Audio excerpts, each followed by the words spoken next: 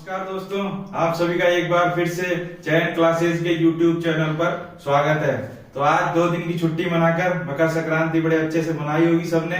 तो हम फिर से अपने काम पर लौट चुके हैं। अब फिर से हमें पूरी ताकत लगा देनी है हमारी स्टडी के अंदर, हमारी पढ़ाई के अंदर। एग्जाम नजदीक है, सीटी लेवल 2 10+2 वाला जो हमारा सीटी का एग्जाम है करीब आ गया है 4, 5 और 11 को। तो ज्यादा से ज्यादा हमारे वीडियोस को देख लें आप, जिससे आपके आए हुए प्रश्न क्लियर हो जाएंगे और जो और फैक्ट्स हैं वो भी क्लियर हो जाएंगे। अब तक हमने जो भी आपको टॉपिक पढ़ाए हैं, तो देखते हैं आज आखिरी पार्ट आ गया हमारा लोक नाट्य संबंधित का, आज पूरा करा देंगे इसको। फिर कल नया टॉपिक लेंगे एक अपना। तो ज्यादा से ज्यादा संख्या में हमारे वीडियोस को शेयर करें अपने सर्कल के अंदर, सब्सक्राइब करें और लाइक करें अपने चैनल को, अपना ही चैनल समझें। चलिए देखते हैं आज का अपना पहला प्रश्न है राजस्थान के लोक नाट्य संबंधित। आज हमारा चौथे पार्ट का पहला वीडियो में प्रथम प्रश्न है, राजस्थान की बहरूपिया कला विश्व के अनेक राष्ट्रों में प्रदर्शित करने वाले थे। यहाँ पूछा है जो हमारी राजस्थान की बहरूपिया कला है उसको विश्व के अनेक राष्ट्रों के अंदर वह कलाकार कौन थे जिन्होंने प्रदर्शित किया और विश्व विख्यात कर दिया। तो यहाँ हमें 4 ऑप्शन दिए गए हैं। पहला है देवीलाल सामर, दूसरा है जानकीलाल, तीसरा है उदय शंकर जी, चौथा है पुरुषोत्तम जी। तो जो हमारी राजस्थान की बहरूपिया कला है उसको विश्व विख्यात करने वाले हमारे कलाकार हैं, द्वितीय कलाकार, उनका नाम है जानकीलाल जी। बाकी उदय शंकर जी हैं, ये हमारे उदयपुर के हैं जो ब्रिटेन के अंदर रहते हैं, ये सितार वादक है विख्यात। तो चलिए बढ़ते हैं हमारे आज के अगले प्रश्न की ओर। राजस्थानी लोक नाट्य की महत्वपूर्ण विद्या है जिसमें किसी प्रमुख पौराणिक, ऐतिहासिक चरित्र या देवी देवताओं की नकल कर उनके अनुरूप अभिनय किया जाता है, वह कला होती है। यहाँ पर हमसे ये पूछा गया। इसी प्रकार के घुमा फिरा के लंबे चौड़े प्रश्न हमको दिए जाते हैं, जिससे क्या है हम कंफ्यूज हो जाएं और गलत आंसर लगा दें, लेकिन हमें कंफ्यूज नहीं होना है। तो यहाँ पर ये जो प्रश्न है जो 1999 के अंदर आरएस परीक्षा के अंदर पूछा जा चुका है। तो ये महत्वपूर्ण प्रश्न है। इसी तरह लंबा चौड़ा प्रश्न देकर हमें कंफ्यूज करने का प्रयास किया जाता है, लेकिन हमें कंफ्यूज नहीं होना है। तो इस प्रश्न के अंदर हमें 4 ऑप्शन दिए गए हैं। स्वांग कला कहते हैं, रम्मत कहते हैं, ढाडी कहते हैं या ख्याल कला कहते हैं। तो हम जब किसी की नकल करते हैं, किसी भी पात्र की नकल करते हैं, वो ऐतिहासिक हो या फिर पौराणिक पात्र हो, तो उसे हम क्या कहेंगे? बहरूपिया कला कहेंगे, स्वांग कला कहेंगे। स्वांग कला को ही बहरूपिया कला कहा जाता है, जिसके प्रसिद्ध कलाकार मैंने पिछले प्रश्न में आपको बताया जानकीलाल जी अंतरराष्ट्रीय स्तर पर प्रसिद्ध हैं। तो हमारा जो उत्तर होगा वो क्या है? स्वांग कला। और स्वांग कला को क्या कहते हैं? बहरूपिया कला। और बहरूपिया कला का जो प्रदर्शन करता है, स्वांग जो रचता है उसे क्या कहते हैं? बहरूपिया। ये भी प्रश्न आ सकता है कि स्वांग कला में जो प्रदर्शन करता है कलाकार उसे क्या कहते हैं? बहरूपिया। तो अब बढ़ते हैं हम आगे। निम्नलिखित में से कौन सी राजस्थान की लोक नाट्य शैली नहीं है? यहाँ पर ये नहीं शब्द को बहुत अच्छे से पढ़ना है हमें, क्योंकि ये हमें कंफ्यूज कर देता है और हम गलत उत्तर लगा देते हैं। लेकिन हमें इसे ध्यान रखना है कि यहाँ पर अगर सत्य पूछा है, नहीं लिखा है, ऐसे शब्दों को अंडरलाइन कर लेना हमें पढ़ते ही, जिससे हमें कंफ्यूजन ना हो और हम गलत उत्तर ना लगाएं। तो यहाँ पर हमारे से पूछा गया है निम्नलिखित में से कौन सी राजस्थान की लोक नाट्य शैली नहीं है। तो यहाँ पर ये जो प्रश्न है ये 2019 के अंदर कनिष्ठ वैज्ञानिक के अंदर पूछा गया था, जैविक परीक्षा जो हुई थी उसके अंदर। तो यहाँ पर 4 ऑप्शन दिए गए हैं। स्वांग मैंने आपको पढ़ाया पिछले, जानकीलाल जी इसने फेमस करी राजस्थान की इस कला को अंतरराष्ट्रीय स्तर पर, तो ये तो सही है। रम्मत हमारे मेवाड़ के अंदर प्रचलित है, उदयपुर हमारा हो गया, भीलवाड़ा हो गया, डूंगरपुर हो गया हमारा दक्षिणी एरिया। ऐसे ख्याल भी हमारे राजस्थान के अंदर फेमस कला है लोक नाट्य की। बची ढाटी जो है हमारे राजस्थान के अंदर जो है ढाटी के नाम से प्रचलित नहीं है, हमारे राजस्थान की कला नहीं है लोक नाट्य। जो ढाटी कला है इसको अब दूसरे नाम से जाना जाता है, जिसका मैं अगला प्रश्न आपको करवाऊंगा फैक्ट्स के हिसाब से। चलिए आगे बढ़ते हैं। ढाडी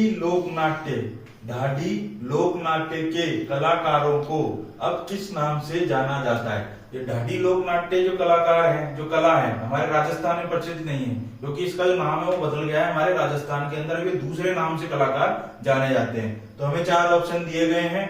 रम्मत कलाकार, नहीं जी, रम्मत कलाकार के नाम से नहीं जाने देते। मांगणियार कलाकार, तीसरा थेवा कलाकार, चौथा उस्ता कलाकार। जो ढाडी लोक नाट्य कलाकार है वो राजस्थान के अंदर ना तो रम्मत कलाकार के रूप में जाने जाते हैं, ना ही थेवा कलाकार के रूप में, ना ही उस्ता कलाकार के रूप में।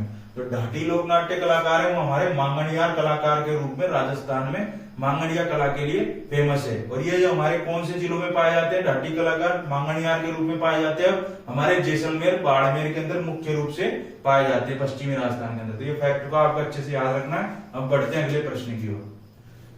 निम्न में से राजस्थान की लोकप्रिय तार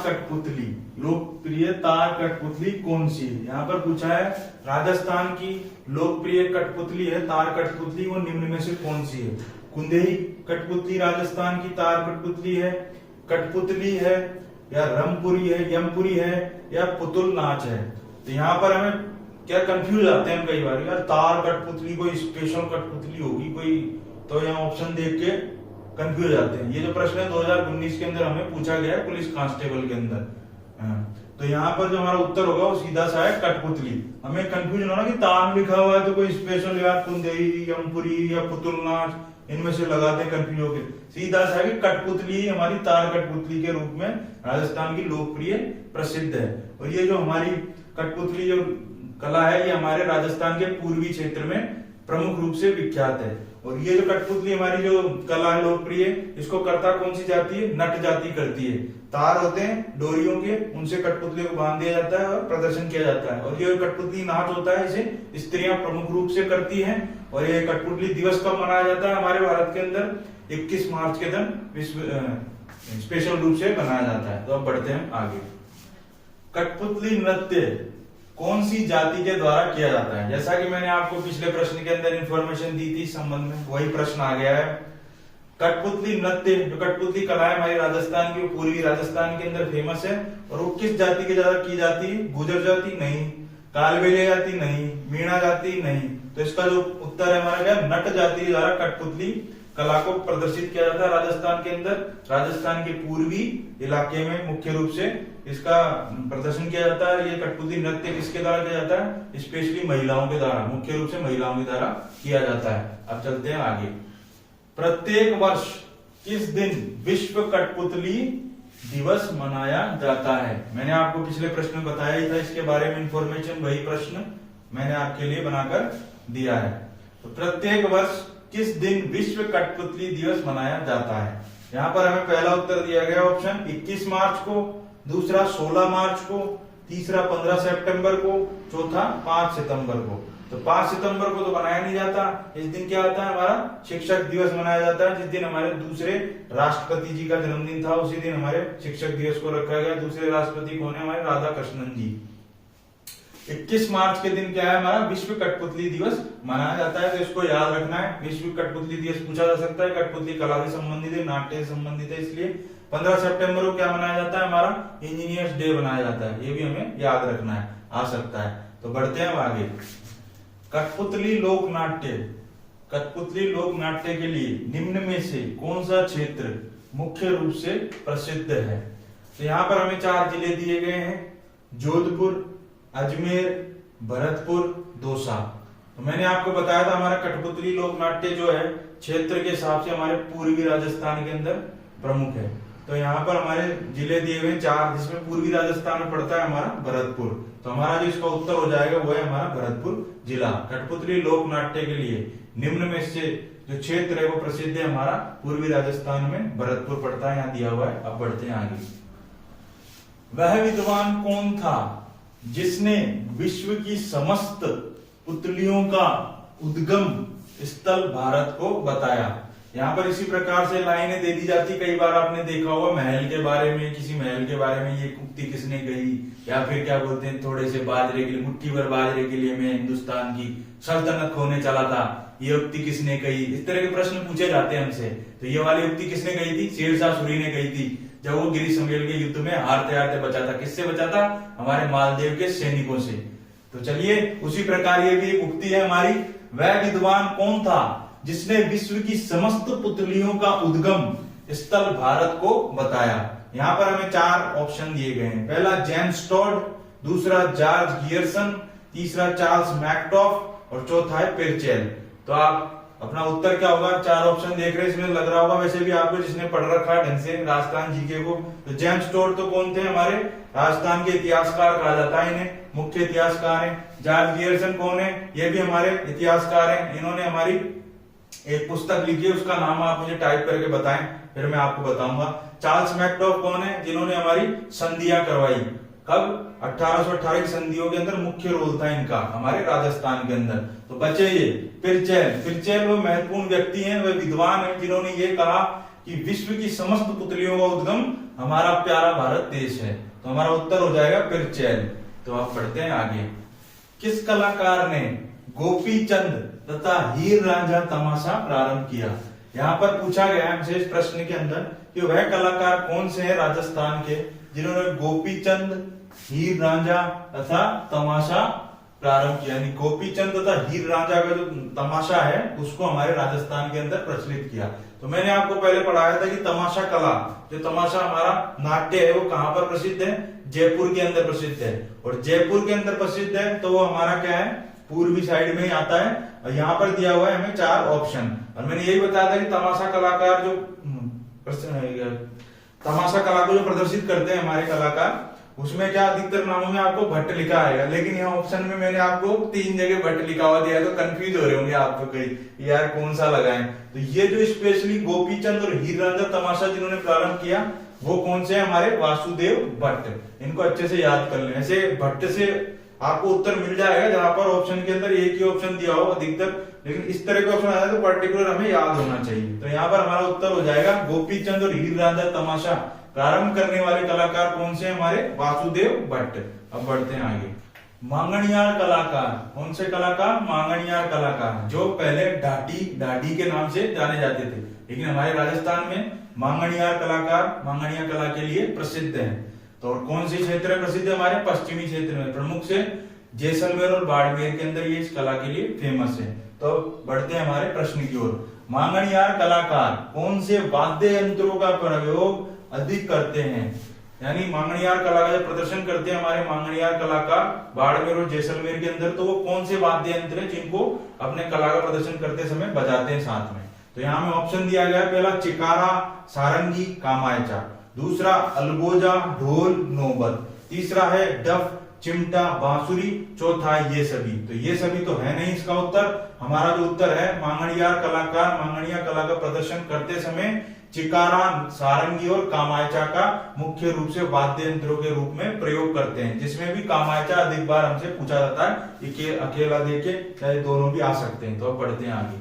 ये प्रश्न 2013 के अंदर स्टेनोग्राफर जो हमारी एग्जाम होती है उसके अंदर पूछा जा चुका है, तो इसकी आने की पूरी संभावना है। वैसे भी हम देखते हैं आजकल वो सुमेलित करने वाले प्रश्न हमें ज्यादा दिए जाते हैं, उसमें हम कंफ्यूज हो जाते हैं, क्योंकि 1-2 मिल जाते हैं फिर कंफ्यूज जाता है सेम टू सेम ऑप्शन मिलने से।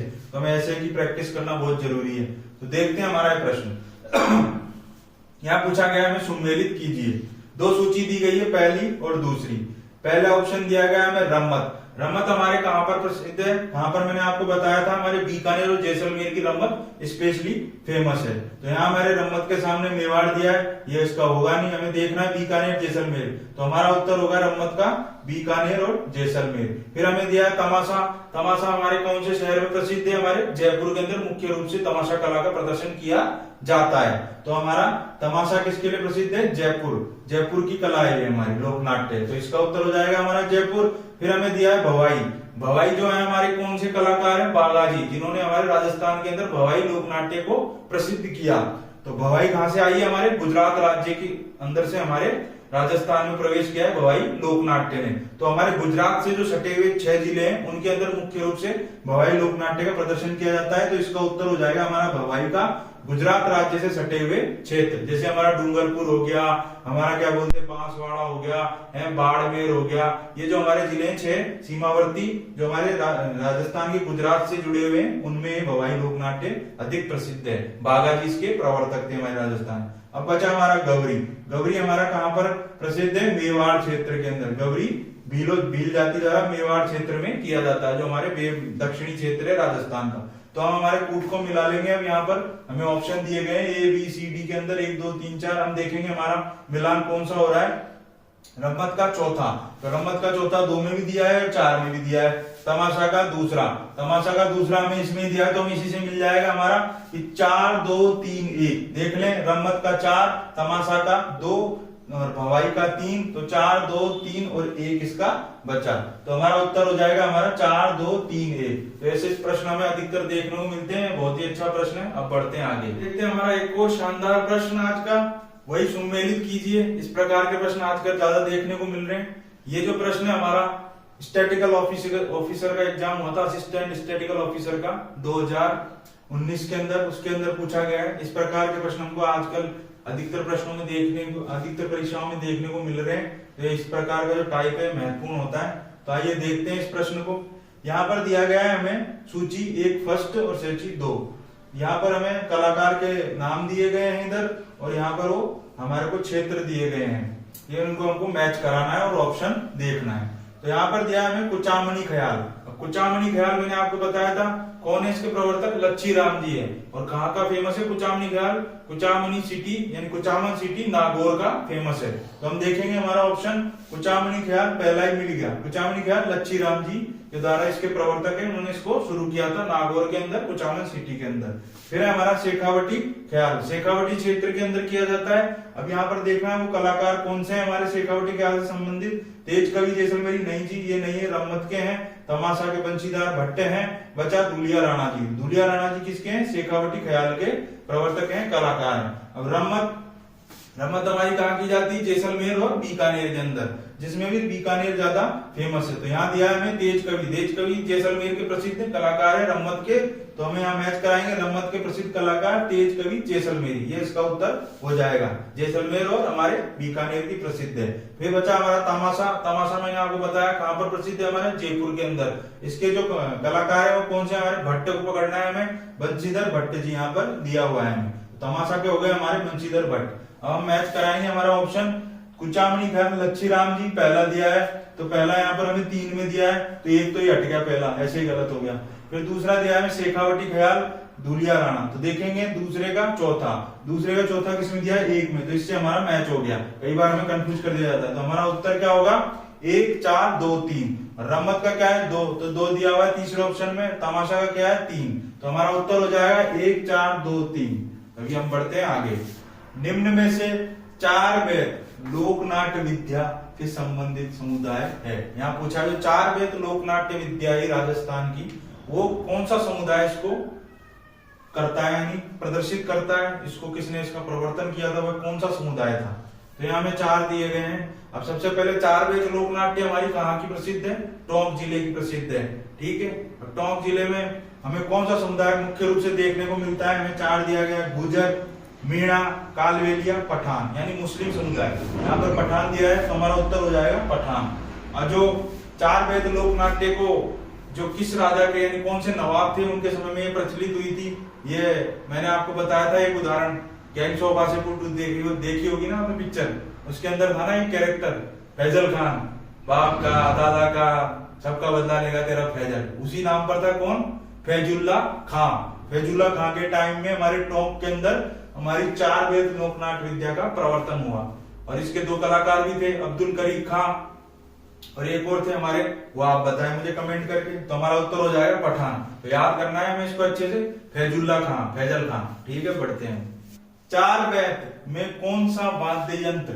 4 वेद जो हमारी लोकनाट्य विद्या है टोंक में प्रचलित है, फैजुल्ला खान के टाइम इसे प्रदर्शित करना चालू किया था टोंक के अंदर अब्दुल्ला करीम खां के द्वारा, और वाद्य यंत्र मुख्य रूप से प्रयोग किया जाता है। यहाँ पूछा है हमसे 4 वेद हमारा लोकनाट्य विद्या है, उसमें वाद्य यंत्र कौन सा होता है? जब उसका प्रदर्शन किया जाता है तो उसे बजाया जाता है साथ में।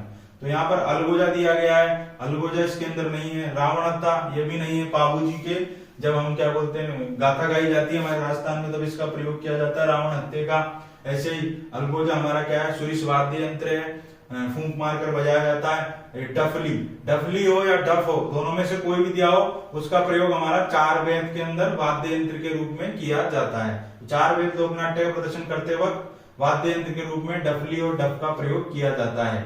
यहाँ पर टोंक के अंदर मंजीरा कहाँ पर प्रयोग किया जाता है? हमारा रामदेव जी के जो क्या लोकगीत, रामदेव जी के जो लोकगीत प्रदर्शित किए जाते हैं मेले के अंदर, तब यहाँ पर इस मंजीरे बांधे जाते हैं 13, तो जब इसका प्रयोग किया जाता है। तो इसका उत्तर जब रामदेव जी का पूछा जाए तब लगाना है हमें। तो हमारा मेन उत्तर होगा ये डफली। दोस्तों, आज हमने आपको लोक नाट्य से संबंधित हमारा पूरा चैप्टर प्रोवाइड कर दिया है। इसके 4 वीडियो हमने आपको दिए हैं छोटे छोटे बना के, जिससे बोरियत ना हो आपको। कई बार क्या होता है, पूरा चैप्टर एक साथ पढ़ाते हैं तो बीच में थोड़ा बहुत पढ़ते हैं हम लोग और छोड़ देते हैं। इसलिए हम क्या छोटे छोटे पार्ट्स में आपको प्रोवाइड करते हैं। जब भी आपको समय मिले 10-15 मिनट का, उसको एक पार्ट देख लो, 2 पार्ट देख लो, जिससे आपको बोरियत भी ना हो और आपकी कंटिन्यूटी बनी रहे। इसमें से जितने भी फैक्ट्स दिए जा रहे हैं अलग से और जो आए हुए हैं वो सारे ही महत्वपूर्ण हैं। इसलिए आप ज्यादा से ज्यादा संख्या में अपने सर्कल के अंदर इसको शेयर करें हमारे वीडियोस को, जिससे सभी को इसका लाभ मिल सके। और आप भी बार बार देखें, आने वाली सभी परीक्षाओं के अंदर ये प्रश्न आपको महत्वपूर्ण फायदा देंगे, ज्यादा से ज्यादा फायदा देंगे।